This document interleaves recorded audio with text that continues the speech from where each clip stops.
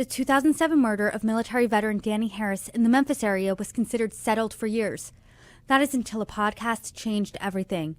A man was found guilty of Harris's murder in 2010 and has been in prison ever since. But there have been serious concerns on how this case was handled, starting from when law enforcement initially arrived on the scene almost 2 decades ago. Stephanie Tinsley partnered with the Tennessee Innocence Project and launched her own investigation into the case. A development that her podcast made completely changed the trajectory of the story. And in mid-January, the district attorney announced not only was the man sitting in prison for Harris's murder wrongfully convicted, charges have been filed against someone else they think is responsible. Stephanie Tinsley, the host of the podcast Everything They Missed, joins Forbes True Crime to talk about her real-time investigation into Harris's murder.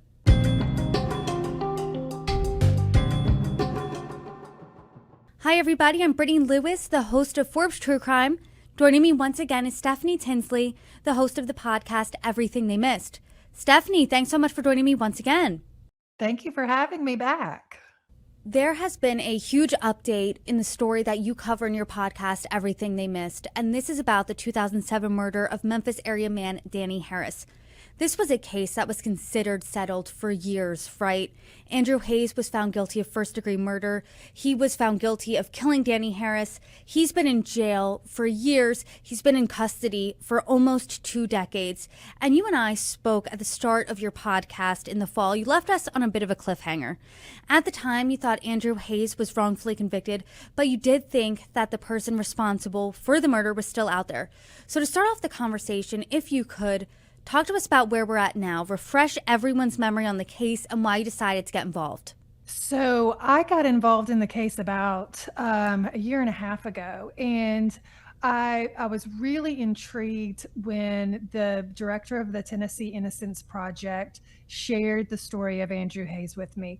And like you said, it seemed like all of the evidence that they had gathered in their own independent investigation of the Innocence Project was pointing away from Andrew Hayes and toward another woman. And when I started to investigate and run my own research on the story, and then I went to visit Andrew in prison, I too firmly believed that Andrew was wrongfully convicted, that he had given a false confession.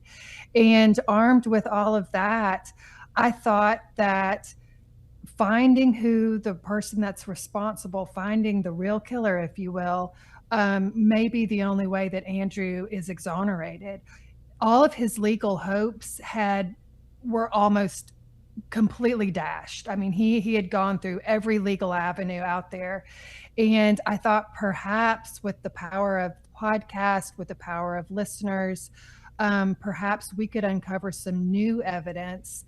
And it was new evidence that the podcast uncovered. And me as a first-time podcaster, I'm so humbled that it happened the way it did. But that's how we left it when you and I were talking last. And that's what the last 4 episodes are going to share with the listeners, is the new evidence. And obviously, I listened to the first half of the podcast before you and I talked. I listened to the entire thing from start to finish again, just to refresh my memory. And it seemed like the first half of this podcast, you were revisiting this case. You were talking to different people involved. You were laying out everything we needed to know. And then the second half, which was just released within the past couple of weeks, I mean, it was like we were beside you in this live investigation. We were in your head because you told us last time that you got this message on X right before the first episode of your podcast was released. And that really blew this thing wide open. And when I started again listening to the podcast, I thought we were going in a completely different way. I had no idea who this message was from, and it changed everything. So talk to us about getting that message and where everything went from there. So 2 days before the podcast was dropped, I get a message on X from Stephen Harris. And Stephen Harris is one of Danny Harris's sons. Danny Harris was the murder victim. He had 4 sons, and Stephen is the youngest. And in that message, it read, "I want to participate in your podcast. Will you call me?" I was shocked, to say the least, that one of the family members had reached out. And I called him immediately. And we started talking, and it just became a roller coaster of is what exactly does he want to do here? Is he wanting to help me like he's saying he's wanting to help me? Is he wanting to participate in the podcast so we can all have a better idea of who his father is? Or is there something more nefarious going on?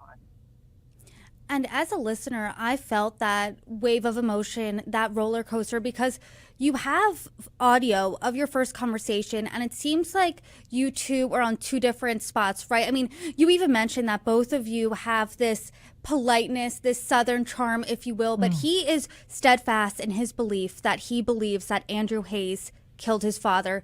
You don't. You think that he's innocent. Andrew Hayes is innocent. He was wrongfully convicted. You have another person in mind.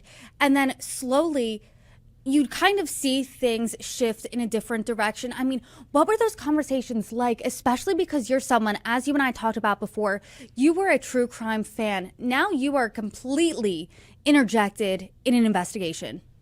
Right, right. And as journalists, and even though I'm not a trained journalist, we're taught and we know to stay out of the story. You're just reporting the story. And that is what shifted in the second part of the podcast is I no longer was reporting the story. I was participating in the story, whether I wanted to or not. And then Stephen had brought me in to his world, whether I wanted to be there or not. And it to not give too much away, what you see happening in episode 7 is the struggle between Stephen and I of first it's a very friendly conversation to wait a minute. I have been warned that often the family members will try to retaliate. They don't believe that the person is actually wrongfully convicted. And I had to kind of dance with Stephen of, are you trying to help me? And do you really want to participate in the show? Or is this something that you are trying to collect all of the information that I have in order to keep Andrew in prison? And from there, I mean, what was it like having this show? Because at first, and correct me if I'm wrong, it felt like the goal was to shine light on this case. And you said that you just didn't want a podcast that was about what you thought was a wrongful conviction because you didn't want to seem biased in any way. You were really intrigued in this story because not only was there what you thought was a wrongful conviction, but there was someone else responsible out there. Right. But now you're talking to the son of the victim. You are talking to the family of Andrew Hayes. You have a private investigator tailing the person that you think could be responsible. I mean, your tentacles are all over here. I mean, what was that change like for you? Well, it was hard to compartmentalize the investigation from the personal side of it, of just personally trying to figure out how am I going to navigate everything that's happening. When I expressed to Stephen that I thought Sarah Lucas was the one that killed his father and that it wasn't Andrew Hayes, he immediately said that he had always suspected Sarah himself. And when he found out that my investigator Q, and I had located Sarah, and we were 2 weeks away from going up to find her and confront her, and Stephen said, I want to come with you. I immediately thought, fantastic, like what better way to possibly get her to talk? If I can't, maybe she's going to talk to him. And again, not to give too much away, but I don't think we are. In episodes 7 and 8, you really do hear the shift in what happens when I think I'm going to confront Sarah, who I believe is the real killer, with Stephen. And he calls me one night and says, Sarah's not going to talk to you. She's only talking to me. I've told her to not talk to you.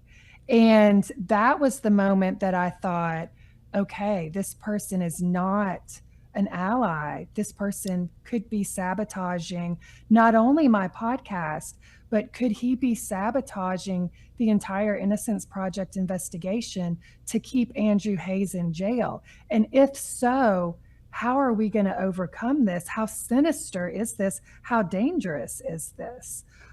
So it really turned from investigating and researching into I'm having to play chess with somebody. And it's no longer a podcast. It's how are we going to handle all of this?